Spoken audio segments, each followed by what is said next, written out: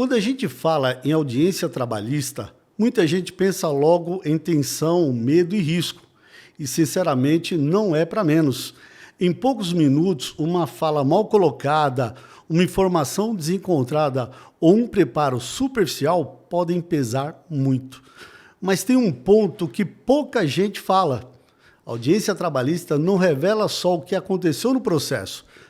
Ela também revela como a empresa lidera, registra, comunica e cuida das relações do trabalho no dia a dia. E é exatamente sobre isso que a gente vai conversar hoje com o Dr. Rodrigo Manja, advogado trabalhista. Audiência trabalhista, erros e acertos, o que realmente faz a diferença? Onde as empresas mais escorregam? E o que separa improviso de preparo?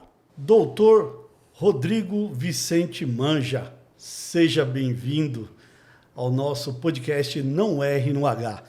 Tudo bem, Rodrigo? Tudo bem, Valmir? Boa tarde, Edson. Tudo bem, doutor? Tudo jóia, graças a Deus. Obrigado pelo convite. Opa!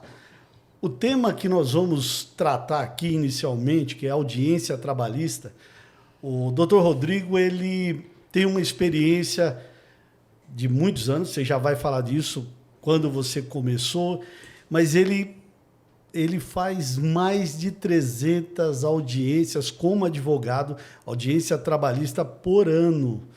É um número super alto. E o Edson, que está aqui do meu lado, o Edson Freitas, foi preposto durante muito, muito tempo. Quanto tempo, Edson? Eu diria que uns 25 anos, Valmir. E isso não só falando em termos de Guarulhos, né? A gente também fazia todo o Brasil, exatamente por causa que a empresa tinha esse compromisso de ter um preposto, que ele era com bastante experiência e conhecer todo o processo do trabalho que a empresa tinha. Então, a gente tinha esse cuidado, né? Muito bom. Então, é uma troca de ideias, mas, na verdade, o conhecimento nós vamos absorver de você, doutor Rodrigo, que é o especialista no assunto. Conta um pouquinho sobre doutor Rodrigo Vicente Manja. Fala um pouquinho de você e a gente entra no tema de sola e vamos falar da área trabalhista. Perfeito. Bom, eu sou advogado formado pela Faculdade de Integradas de Guarulhos, né, a FIG, bem conhecida aqui de todos. Eu ingressei lá em 97, formei em 2001, já faz um tempo, né? Bastante, 25 anos. Não sei se a luz está deixando meu cabelo branco, né? O meu ele não reflete, o meu não reflete. E na verdade eu digo que eu nasci para ser advogado. E me vejo muito assim confortável defendendo. Então eu nasci para defender, na posição de advogado para defender. Então eu advogo hoje muito para empresas, né? Faço uma advocacia empresarial, atuo bastante na área trabalhista, com ênfase, e faço cível também. Confesso ainda que o trabalhista, lá no início, era o que eu menos gostava. Não se identificava com essa área? Não é que eu não me identificasse, é que eu achava que as empresas sofriam demais na justiça do trabalho. E achava até um pouco injusto. E hoje eu vejo que já há alguns bons anos, eu vejo que mudou bastante. Eu acho que houve uma conscientização maior do judiciário, inclusive, e ver que a empresa não é o vilão. E que se a empresa tratar direito, ela não vai ser condenada. Nem uma e nem duas vezes. Ou seja, então, as empresas não precisam ficar apavoradas. Se fizer corretamente, não precisa ficar nem um pouco apavorada. E aí, começando, doutor, como que a gente enxerga uma audiência trabalhista? Deixa só, né, como a gente está num papo aqui, vamos chamar um café, na família, na sua família, você escolheu direito assim, por um acaso? Eu acho legal o entrevistado. Saber a antecedência, né? Tem alguém na família que foi advogado ou é advogado? Tem sim. Na minha casa, na verdade, meu pai é advogado, a minha mãe é formada, meu irmão é formado e a minha irmã é advogada e eu sou advogado. Olha só. Então, nós 5 de casa somos do direito. Mas eu, assim, independente do meu pai ser, eu nasci para ser advogado. E todos são trabalhistas? Não. todos advogam com mais ênfase na trabalhista. Mas eu já seria advogado independente do meu pai. Mas eu confesso que puxei. Eu tenho um DNA do meu pai muito desenhado em mim. Até a nossa caligrafia é... Tá copiada. Até me emociona. Eu conheço, até para você respirar, tomar uma água, eu conheço a história do Dr. Rodrigo, é uma história muito bonita, por isso que eu trouxe um pouco sobre isso, sobre família. E o seu filho, o Matheus, ele está aí também estudando, vai ser um advogado também. Eu tive o prazer, conheço um menino maravilhoso. Exatamente. O Matheus também vai seguir a linha no DNA. Eita. E aí, como eu estava dizendo, né? Em razão disso, o meu pai foi comerciante por longa data. Depois ele passou a advogar e fazia também muito direito do trabalho. Não advoga mais por conta de sofrer 3 AVC. É vivo, está bem, tem algumas sequelas, mas não dá para advogar mais. E o meu pai, eu iniciei estagiando com meu pai e foi uma escola maravilhosa. Meu pai me colocava para fazer audiência, eu estagiário, inscrito na UAB, e eu já fazia audiência como estagiário. Às vezes não tinha outro advogado para cobrir meu pai, quando tinha mais de uma audiência no dia, encavalava. Eu ia cobri-lo, só que estagiário não pode requerer em audiência. E eu ficava ali acompanhando o cliente. E aí, mas o cliente podia fazer a pergunta. Né? Então eu falava a pergunta para o cliente e ele fazia a pergunta no momento processual adequado. E isso, na verdade, foi me calejando e me moldando, né? Me lapidando, para que hoje eu tivesse aí no que você falou, mais de 300 audiências por ano.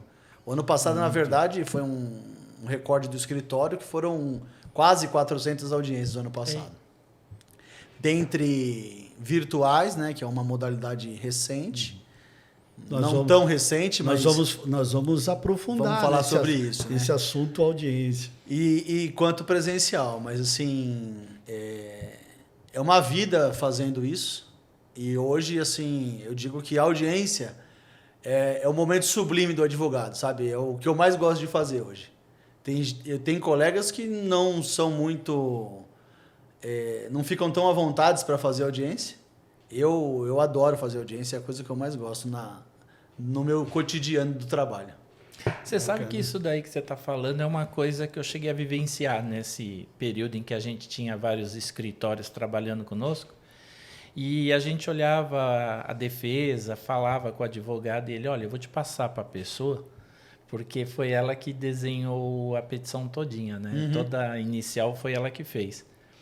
E na nossa conversa foi o que ele comentou, que ele gostava mais dessa parte da audiência, e que tinha alguns advogados que preferiam mais fazer as defesas dentro do escritório, porque a pessoa se sentia muito bem qualificada para fazer toda aquela parte burocrática. Sim. E essa parte da audiência já era mais com pessoas que também se identificam com essa disputa na mesa, né? Sim, mas quando você faz... É claro que se você tomar conhecimento da defesa técnica que foi feita e ir para a audiência é uma coisa. Quando você desenvolve a defesa, olhando os documentos, analisando os documentos, é melhor ainda. Você está aprofundado, você né? está mais dentro do processo ainda. Mas nem sempre isso é possível, porque, por exemplo, o escritório cresce. Eu, com 300 e mais de quase 400 audiências que foi o ano passado, é humanamente impossível eu fazer as defesas e fazer as audiências. Imagina em São Paulo, né? Trânsito. E assim, aí eu tenho um time no meu escritório, que é a doutora Geisa, que trabalha comigo há 11 ou 12 anos, que é uma competência. E estudamos juntos, na mesma sala, inclusive somos amigos desde os 17 anos. Passava cola? Quem passava para quem? Eu colava dentro. Na verdade, não sei se você sabe. Vai abrir essa história. Não, foi provocação. Eu é que pegava o caderno dela emprestado para eu poder dar uma... Tirar uma cópia, porque eu trabalhava. E ela era muito boa aluna, sabe? Muito dedicada, né? Anotava até o professor respirou. Ela não gostava muito de emprestar, não, para falar a verdade. Mas eu pegava um pouco na marra. E tem o Dr. Renato também, e que, na verdade, eu estudei com o pai dele. O pai dele estudou na minha sala, apesar de ser bem mais velho que eu. A gente desenvolveu uma amizade lá muito prazerosa. E ele acabou falecendo. Era um grande amigo, muito. Aprendi demais com ele. E o Renato, nos processos que eu tinha sociedade com o pai dele, acabou a gente terminando junto e acabamos trabalhando junto. Trabalha comigo também há bastante tempo, mais de 10 anos também. Então, assim, eu tenho um time muito bom. E além deles dois, né? Já tivemos outros advogados no escritório. Já tive outras estagiárias muito boas. Hoje eu tenho a Maiara e o Matheus, meu filho. Então, assim, o nosso time é bem alinhado, sabe? Bem redondo. Tá muito bem entrosado, sabe? De certa forma, falam a mesma língua. Falamos né? a mesma língua. Que a gente estava dizendo isso por conta de fazer a defesa e fazer a audiência. Então, hoje, eu não produzo as defesas do zero, a gente tem uma espinha dorsal, né? E quem produz é a doutora Geis e o doutor Renato, e os estagiários. E eu dou só uma olhada final e aí nós vamos para a audiência. Aí eu estudo cada caso antes para poder fazer as audiências. Aprofundando agora, na verdade, iniciando o tema principal da entrevista, que é audiência trabalhista, as pessoas que estão assistindo, né? Com certeza muitos têm uma série de curiosidades, né, Edson? O mundo. Né? Então vamos lá.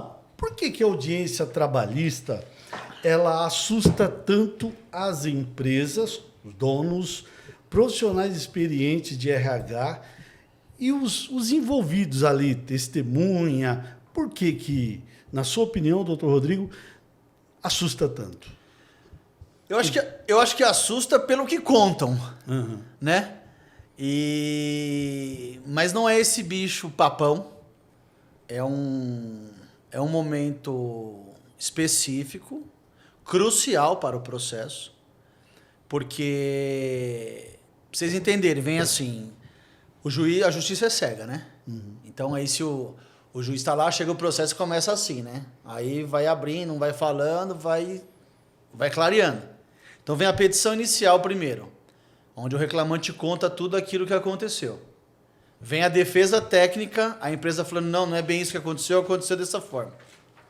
E aí na audiência vão ter ali a colheita dos depoimentos pessoais. Então, houve o reclamante, empregado, houve o preposto ou sócio da empresa e houve-se as testemunhas. Além daquilo que se prova documentalmente. Então, aquilo que a prova é documental, não tem inquirição de ninguém. Referente àquilo que a prova deve ser documental. E aí, assim, algumas pessoas se assustam porque alguns dizem, esse juiz é de um jeito, aquele juiz é de outro jeito. Ele é pró-empregado, pró-empregador? Pode ser, que às vezes você olha para aquele juiz e fala, aqui parece que o pessoal fala que pende para um lado. Tem isso? Eu acho. Às vezes às vezes não é. Às vezes um que você acha que pende pro empregado, naquela audiência não pendeu. E aí? Então ele não é. Eu, na verdade, assim, o que eu converso com quem eu represento é sentar e ser verdadeiro, né? Quando for dar o depoimento, fala, olha, você vai olhar para o juiz, não vai olhar para mim, não vai olhar para outra parte, sem confusão. Se você ouvir uma provocação, você não responda. Então você olha para o juiz, responde para ele o que ele te perguntar. E aí você explica a dinâmica da audiência, né? Então você tem lá o juiz, aí compõe, né? O juiz tem um assistente de sala que digita a ata quando ela não é gravada. E aí fica aqui à direita do juiz, advogado da empresa, representante da empresa, à esquerda do juiz, advogado do empregado e o empregado. E até, como você disse que você entrou depois de 2000 que você se formou? Eu formei em 2001. E isso em 97, né, Valmir? Eu comecei a fazer algumas audiências e já estavam terminando, que dentro dessa estrutura tinha os classistas. Isso. Eu peguei uma época, eu era estagiário e existiam os juízes classistas. Né? Depois acabou. Rodrigo, O que mais surpreende para aquela pessoa, pode ser preposto, ou o próprio advogado, que vai participar da primeira vez numa audiência? Você já viu alguma situação e, na sua opinião, o que mais surpreende? Toma susto? É o rito? O que mais surpreende ali? Olha, Na primeira. assim, na primeira, a falta de experiência que te deixa ali inseguro, né? Então eu digo que, assim, não só na primeira, mas nas primeiras, né? A caneta escorregava da minha mão. Eu tentava segurar a caneta e eu ficava nervoso porque eu não sabia se podia vir uma pergunta que eu não soubesse responder. E aí, mas o que eu fazia muito antes, né? Era assistir a audiência, eu acompanhava o meu pai e eu assistia muitas audiências. Então, e em razão de eu também ter feito audiência como estagiário, isso foi me dando uma certa experiência, entre aspas, para poder, quando chegasse a minha vez, eu não estar ali tão nervoso. Mas isso não isentou do nervoso, né? Isso sempre vai dar. Mas ajuda. Ajuda. Você sabe que uma coisa que eu aprendi quando foi começar a entrar nessa vida de preposto, um dos advogados me falou assim: Edson, sempre é bom você chegar 1 hora antes da audiência que você tem e entra na sala. Você já sabe como que o juiz trata as partes. Então, ali você já tem uma visão de como que ele é, e não é porque ele é você, é porque ele trata as pessoas desse jeito.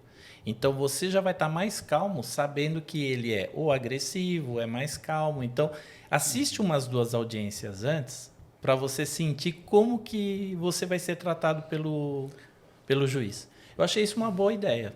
Isso é muito importante. O que eu costumo dizer para as pessoas, quando a gente vai para a audiência, é que, assim, o juiz é ser humano, como nós. Apesar dele ter um rito a seguir, as regras a seguir, né? A lei processual, ele é um ser humano como a gente. Pode não acordar bem naquele dia. O time dele perdeu. O time dele perdeu. Se ele for santista como eu, pode ser que esteja raivoso. Agora pode estar feliz porque o Neymar foi convocado. Não é verdade? Então, assim, o juiz é um ser humano. Então, mesmo ele tendo uma obrigação legal, ele pode ter um dia ruim. Não, continua. E assim, independente disso, a entrada na audiência antes é muito importante.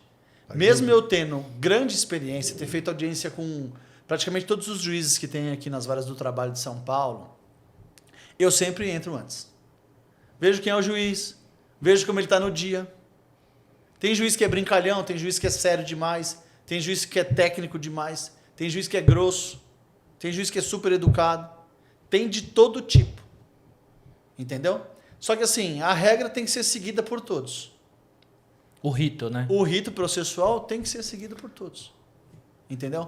Então assim, mas é importante demais entrar, assistir.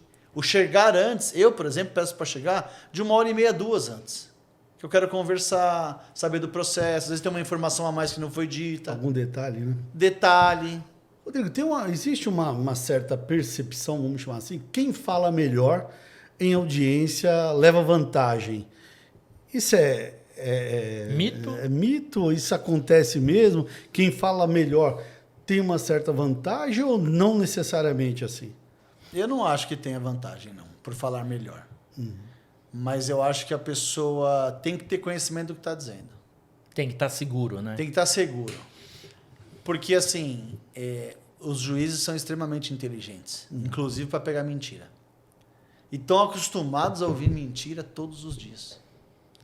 Então, às vezes, do jeito que a pessoa se porta na frente, ele já sabe que está mentindo. Ou seja, além da falar bem, tem outras coisas que o juiz observa. Tem muitas. E às vezes, né, às vezes a pessoa fala, se eu disser a verdade, eu estou condenado. Se eu disser a verdade, eu não ganho.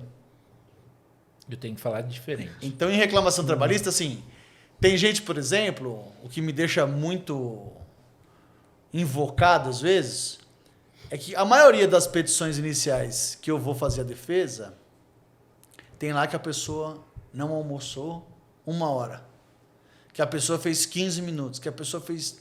Para falar que teve muito tempo, foi 30.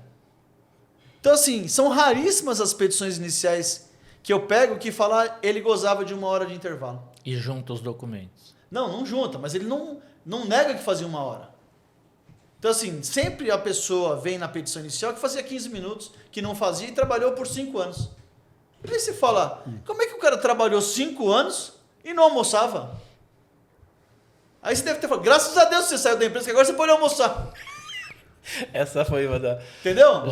Já vivenciei isso. Não é possível isso. E o cara era gordinho. Nos primeiros minutos já dá para ter uma ideia de aquele processo, aquela audiência, ela vai caminhar bem, tem muito problema que vai ainda no transcorrer, vai aparecer no transcorrer ou Na verdade, no comecinho? Assim, vai dar para saber, porque você já tem a inicial e a defesa. Às vezes, dependendo do momento da audiência, o reclamante ainda não tem conhecimento da sua defesa, que você tem a possibilidade de colocar segredo até a abertura da audiência. Lá o juiz libera e aí o advogado da outra parte toma conhecimento da defesa. Na hora, né? Na hora. Então ele ainda vai ler, então para ele ali é uma surpresa o que vai vir. Então se ele disse, olha, não recebi tal verba, e na defesa vem o recibo da verba, aí vai falar, Complicou. tá aqui o recibo. Joia. Mas nós vamos detalhar um pouco mais isso. Tá bom. Vocês perceberam que audiência trabalhista não é um bicho de 7 cabeças, mas também não é apenas um rito burocrático. Nós vamos continuar aqui com o Dr. Rodrigo falando desse assunto mais no detalhe, porque empolga e a gente vai seguir adiante.